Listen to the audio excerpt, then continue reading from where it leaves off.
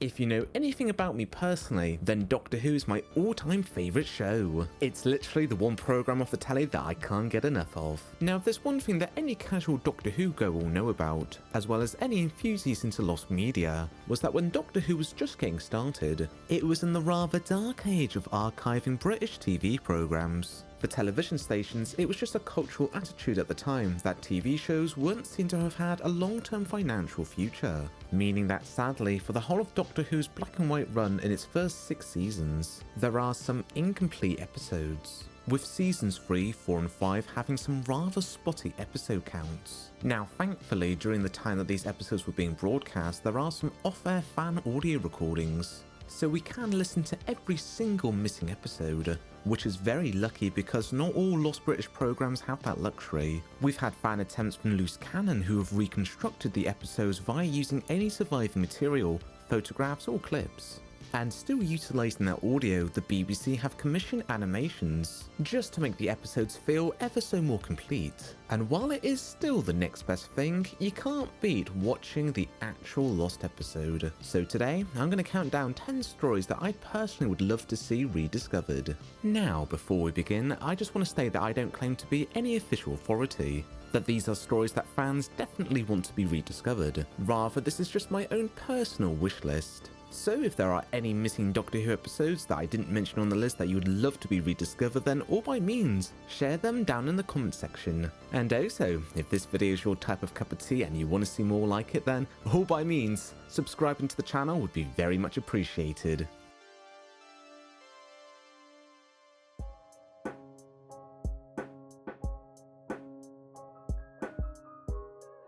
The Celestial Toymaker was about the Doctor and his companions Stephen and Dodo being abducted and whisked away to another reality by a godlike being named the Toymaker, who puts the companions through deadly games, all within a complicated maze for them to try and find the TARDIS. Meanwhile, the Doctor is forced to play his own game, the Trilogic Puzzle. If the travellers aren't careful on how they play their cards, then they might be stuck there indefinitely.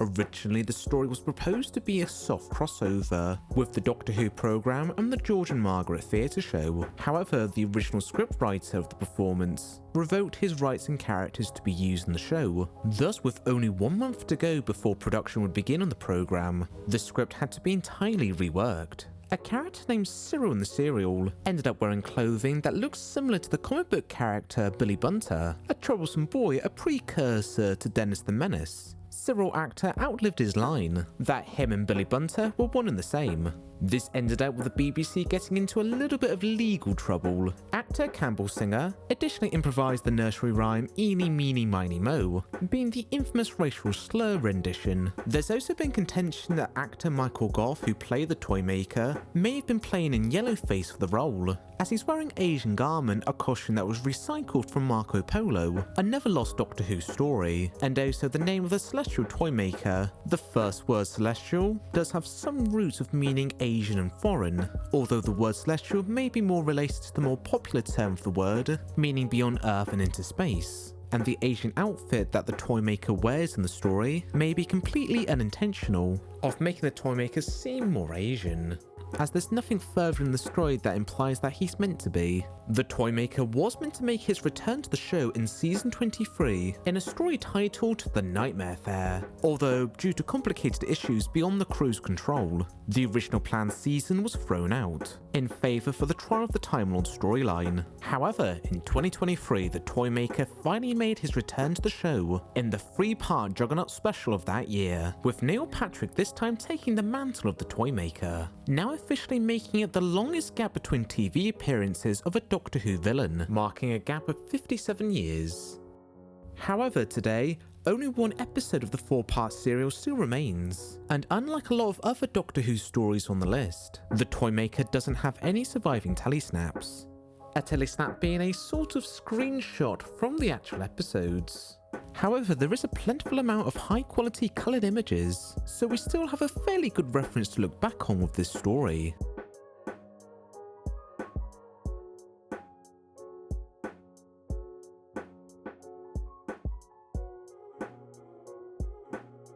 In the second TV adventure of the Second Doctor, Him and his companions Ben and Polly land in Scotland 1746, where they're kidnapped and taken prisoners by the Highlanders. The travellers are caught up in a complicated ordeal as they now have to survive the aftermath of the Battle of Culloden. The serial was notable for being the introduction story of Jamie McCribbin, who would be the longest serving companion of the show. With the exception of Power of the Daleks and the Three Doctors, Jamie would appear in every single story that featured the Second Doctor. Originally, it wasn't intended that Jamie was going to join the TARDIS team. However, the ending ended up getting refilmed after Jamie proved to be quite a popular character with audiences. In the early years of the show, the program did pure historical stories, meaning with the exception of the Doctor and the TARDIS, there would be no sci-fi elements to it. However, the pure historicals were gradually being phased out, in favour for the sci-fi monster of the week storylines. It wouldn't be for another 16 years that Doctor Who would do another pure historical, the Peter Davison story, Black Orchid. However, so far there have been no more pure historicals made for the programme, making the Highlanders the penultimate of one of the last pure historicals for the show.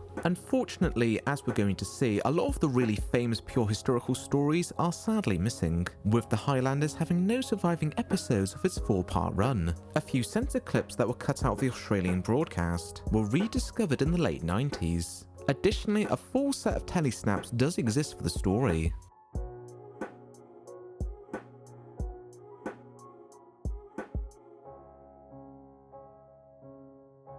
The Mythmakers was a pseudo-historical story set during the Trojan War. While the war is believed to have happened, the story themselves are surrounded by so many myths and legends that it's been difficult for historical researchers to ascertain the truth. In the episode, the Doctor finds himself aligning with the Greeks, where he makes the suggestion of making a wooden horse. The Greeks will secretly hide inside, and the Trojans will bring the wooden monument into their city, where from then, the Greeks will make their surprise attack, with the Doctor being the maker of the legendary myth of the Trojan horse. The Mythmakers was a particular favourite of the cast and crew of the show. However, at the time, the story wasn't very popular with audiences, as viewers were anxiously waiting for the 12-part storyline The Daleks' Master Plan, which was teased before the broadcast of the Mythmakers. However, over the years, Mythmakers has slowly been gaining a cult following.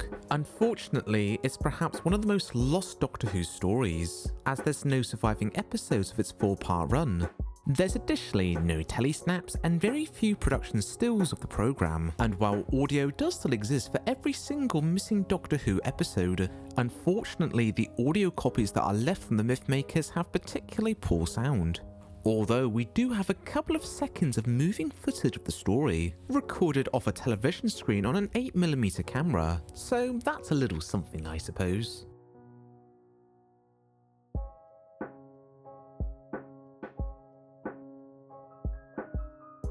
The TARDIS team lands in Tibet, where a series of murders have taken place around a monk monastery. At first, it's believed that the Doctor is the culprit, but it's actually a group of Yetis. After the monks are able to capture one, it's revealed that the legendary abominable snowmen may actually be robots. But who's the mastermind controlling them?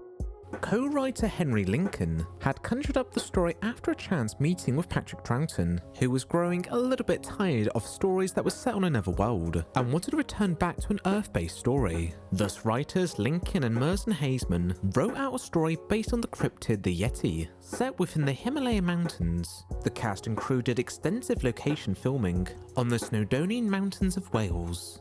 The production crew had high hopes that the Yetis were going to take off in the same fashion as the Daleks and the Cybermen. Thus, a sequel serial was already within the works, just shortly prior to the Abominable Snowmen's broadcast, being 6 parts long in total, but sadly today, only episode 2 remains.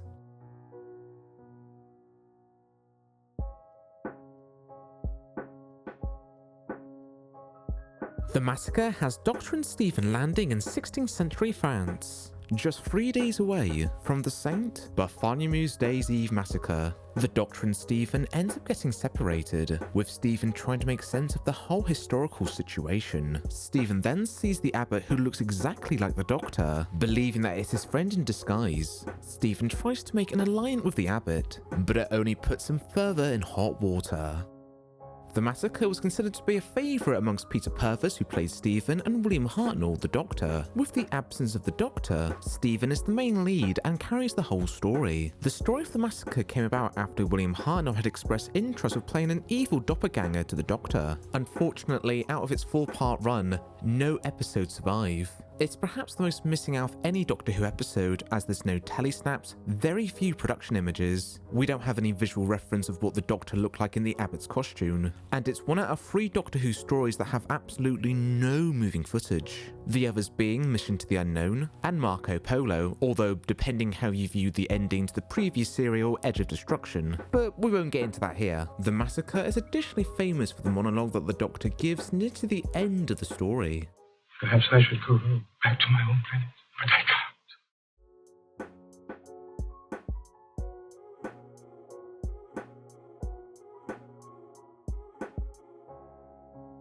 In the Daleks' 4th storyline for the show, the Dalek Empire aligns themselves with other alien civilizations to create the Time Destructor, a device that will easily make the Daleks the supreme beings of the entire universe. Thankfully, the Doctor is there to interfere with the Daleks' plans, but this might just be his hardest battle yet. I'm afraid, my friends, the Daleks have won. The Daleks' master plan is by far the longest Doctor Who story, coming in at about 12 episodes. All 13 if you count the one-off Doctor Who episode Mission to the Unknown, which didn't feature the Doctor, the TARDIS, neither his companions, instead starring the Daleks and 2 missionary astronauts. The one-off Mission to the Unknown acted as a precursor for what was to come. In Whovian culture, Master Plan has been classed as quite an infamous lost classic, with some fans even considering it to be a holy grail of the lost episodes. And it was recently voted as the 3rd best William Hartnell story in the Doctor Who magazine, and it was considered by many fans who grew up watching Doctor Who at the time as their all-time favourite William Hartnell story. It's just a shame that today, out of 12 parts, only 3 episodes remain. By week 7 of the serial, the date had coincided with Christmas Day. So to have a break from the ongoing drama of the storyline, episode 7, titled The Feast of Stephen, was designed to be separate from the Daleks' master plan, so if viewers missed this week, it wouldn't entirely matter, since the episode itself was set on Christmas Day, and it ends with the Doctor breaking the 4th wall, wishing everybody at home a happy Christmas. The Feast of Stephen was seen as having no resale value, as it would have to be rebroadcast near the Christmas season, but also since it had no bearing on the Dalek storyline, it was decided to simply remove part 7 out, thus making the Daleks' master plan an 11-part serial for when it was resold overseas. With no duplicate copies being made of part 7, The Feast of Stephen is the one Doctor Who episode where it most likely doesn't exist anywhere in the world. A happy Christmas to all of you at home.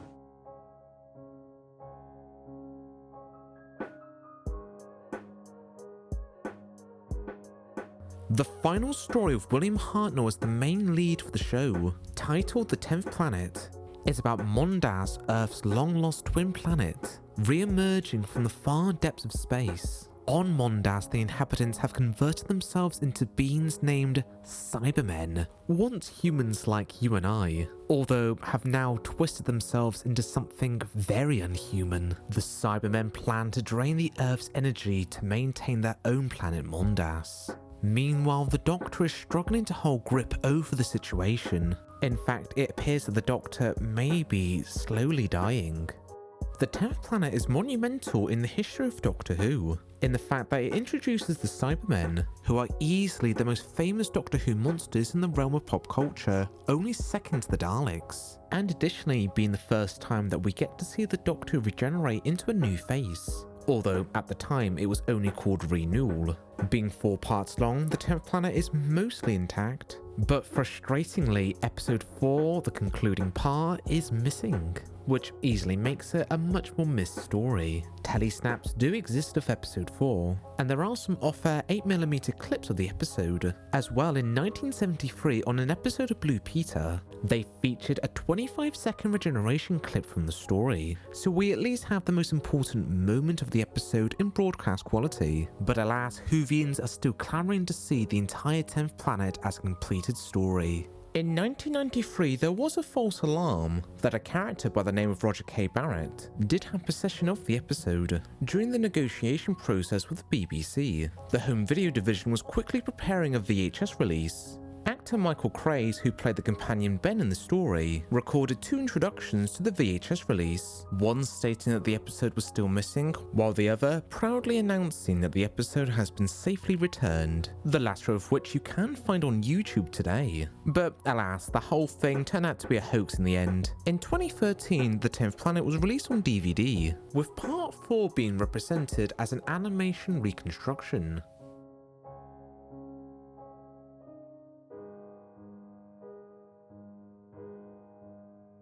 Landing in the year 1289, the TARDIS ends up being taken to the hands of Marco Polo on his great journey across Asia. Over the course of many months, the Doctor and his companions try various ways to retrieve the TARDIS. This is by far the earliest missing episode of Doctor Who, only being the 4th storyline for the programme. This is where the arc of the Doctor begins to change. In previous stories, the Doctor could be quite bitter and, well, very selfish. But it's here he begins to take a warm fondness to his companions Ian and Barbara. And dare I say it, this is where the TARDIS team starts to feel more like a family. Sadly, this historical epic that lasts for about 7 parts has no surviving episodes.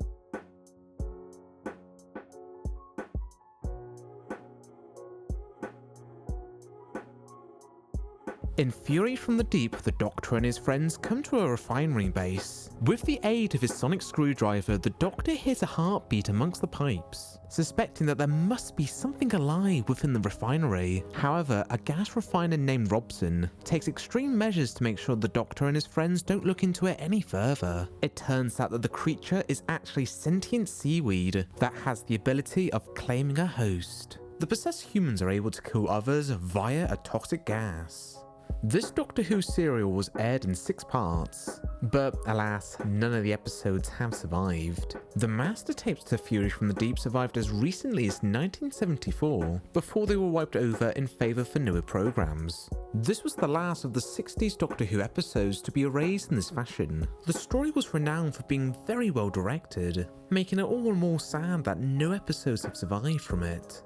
Although Australian censor clips were later rediscovered, as well as raw footage from a B-roll camera from episode 6. A full set of telesnaps as well survives from the serial. This story was notable as it was the introduction of the Doctor's handy sonic screwdriver. While the Troughton Doctor rarely used it, it would be a more recurring tool for later incarnations of the Doctor. It's been highly hypothesized as to what the original screwdriver looked like in its first appearance, as there are no clear photographs of the Doctor using it in action, and until the day the episodes ever do turn up, we will never know for certain. In 2020, the BBC made an animated version of the story utilizing the original surviving audio.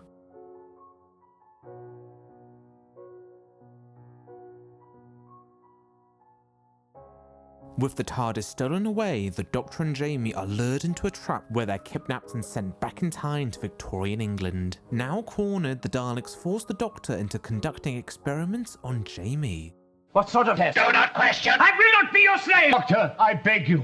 No harm will come to you if you agree. The evil of the Daleks was intended to be the Daleks' final story in the Doctor Who programme, as the original author/creator of the Daleks, Terry Nation, was trying to create a spin-off show of the Daleks. Hence, at the very end of the story, it appears that all the Daleks have been destroyed. However, on the day of shooting of the Daleks' destruction, a call was sent in by Sidney Newman, original co-creator of Doctor Who pleaded with the shooting crew to not destroy all the Daleks, and to just leave a bit of breathing space for the possibility of the Daleks to return to the show. So at the last minute, they gave the Emperor Dalek a flashing light to indicate a pulsating heart, that the Daleks, or at least the Emperor Dalek, would just survive this occasion.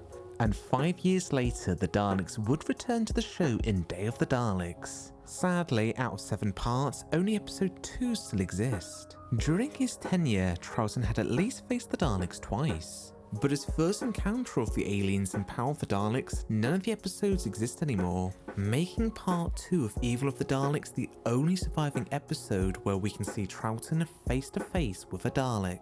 What are they called, these creatures? Doctor! Telesnaps do exist of all the episodes of the story, as well as behind the scenes footage of the Daleks' destruction in episode 7. As well, in 2021 the BBC had released a new animated version of Evil of the Daleks, utilising the original surviving audio.